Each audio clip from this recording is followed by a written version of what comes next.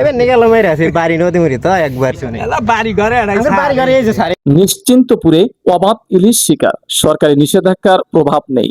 মোহাম্মদ পলাশ শেখের রিপোর্টে দেখুন বিস্তারিত। সিরাজগঞ্জের কাজীপুর উপজেলা নিশ্চিন্তপুর ইউনিয়ন নিরাপদ ইলিশ সংরক্ষণের সরকারি নিষেধাজ্ঞা থাকা সত্ত্বেও নিশ্চিন্তপুর পূর্ব পারে দিন-রাত কারেন্ট জাল ব্যবহার করে মা ইলিশ শিকারের মহা উৎসব চলছে। গ্রাম ডিগ্রি দরতার জেলে তাওফিক, দেলশাদ সহ আরো অনেক জেলে সরকারি নিয়ম অমান্য করে অবাধে মা ইলিশ শিকার করেছেন।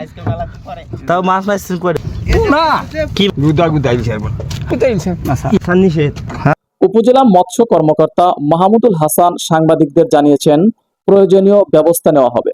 তবে সরজমিনে গিয়ে দেখা গেছে নিষেধাজ্ঞার মধ্যেও কার্যক্রম অব্যাহত রয়েছে। এই পরিস্থিতি আগামী ইলিশ সংরক্ষণ এবং স্থানীয় জলে প্রজননশীল মাছের সংখ্যা বড় হুমকি হয়ে দাঁড়িয়েছে। হ্যাঁ হ্যাঁ হ্যাঁ, মাছ মারতেই পারে, এটা হচ্ছে স্বাভাবিক। মাছ মারবো ওরা, আমরা এটাই হলো। আজ রবিবার 12 অক্টোবর 2025 বেলা 11টার সময় সরজমিনে গিয়ে দেখা যায় স্থানীয় জেলে রাত দিন নির্বিঘ্নে কারেন্ট জাল দিয়ে মা ইলিশ ধরছেন। S MP news 24 news desk.